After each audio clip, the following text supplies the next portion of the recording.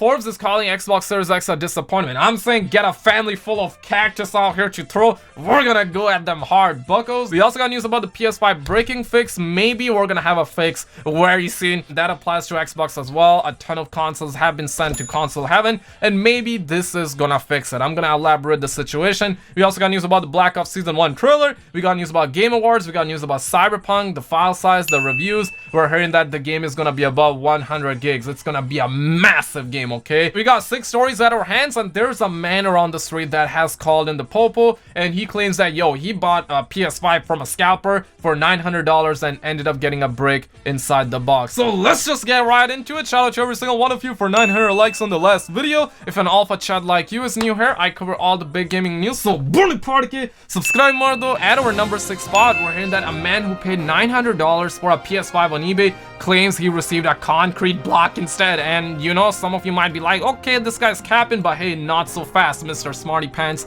Fox 13 reported the news, and they're talking about a man who bought PS5 on eBay, gets chunk of concrete in the box, and he apparently called in the popo as well, and the police is actually investigating the following alleged scam. VGC reported on the situation, and they are saying that a man, okay, check this out, this is sad, guys, like a man, he thought he would manage to get the PS5 console by paying well above its retail value, but rather than getting the console after winning the eBay listing, the 38-year-old victim, so a grown man victim, claimed he received a new PS5 box containing a chunk of concrete.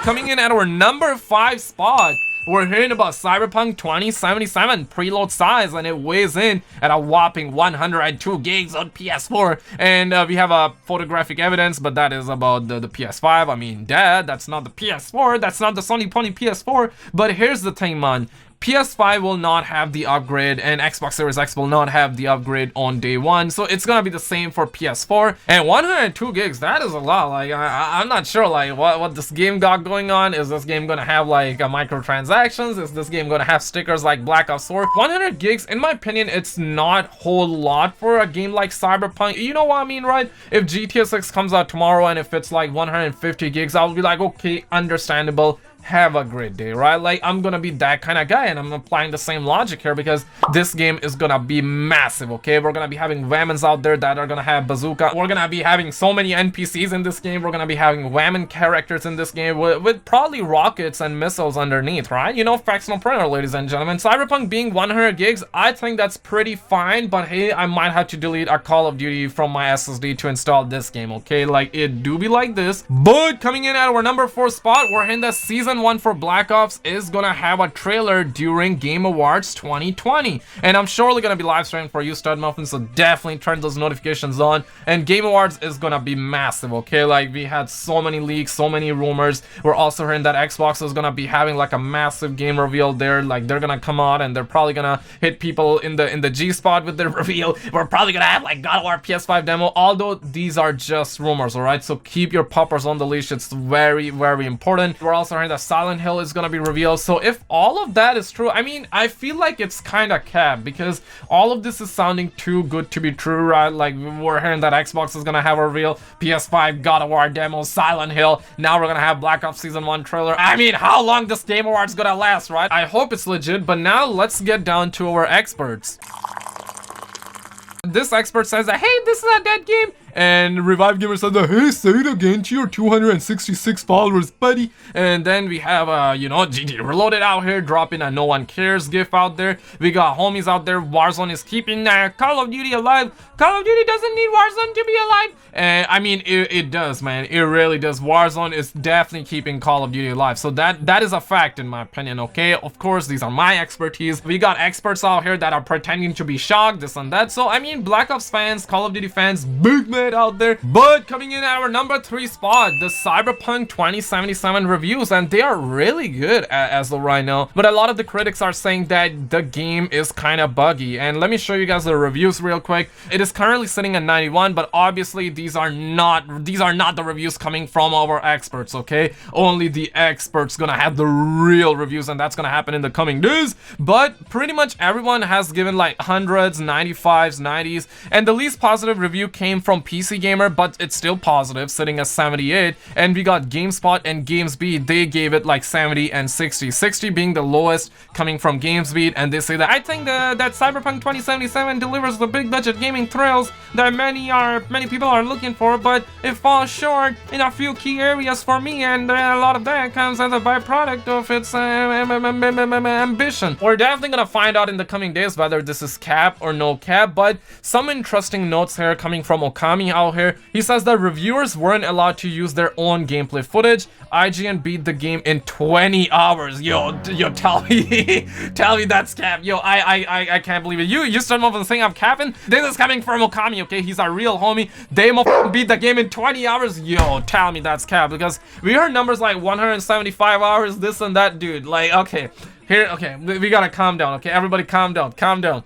Says that at least 6 wildly different endings. Story is excellent, but combat is just okay. The world looks great, but is emptier than expected, and the game is buggy. So yes, there are some bad reviews out here. Yo, that 20-hour gameplay time, I just found that out. Like, I didn't know before recording this video, so I'm gonna keep that reaction in and whatnot. But 20 hours is fine as long as the game is quality, right? I think what's happening here is that the guy, the QA tester who said that it took him 175 hours is because he was probably doing like side quests, side missions, like probably just exploring, probably hitting up the clubs, watching the hub videos and getting hit in the G spot, this and that. And maybe IGN was like, okay, let's play the game at the journalist difficulty and let's beat the game fast. We do not want to hit the hubs, we do not want to watch videos. So they probably were able to finish the game fast, but 20 hours compared to 175 hours, there's a huge difference, ladies and gentlemen. So I'm not sure what's happening, and a lot of the critics are saying, even Yong Yea has said that the game is buggy. Of course, if IGN says that, if other game journalists say that, we're all gonna be like, okay, that's cap, man. Why you always capping, right? But if Yong Yea says the game is buggy, I mean, we all have to, you know, sit down and we have to let that sink in, all right? We're also hearing that day 1 patch will solve most of the problems,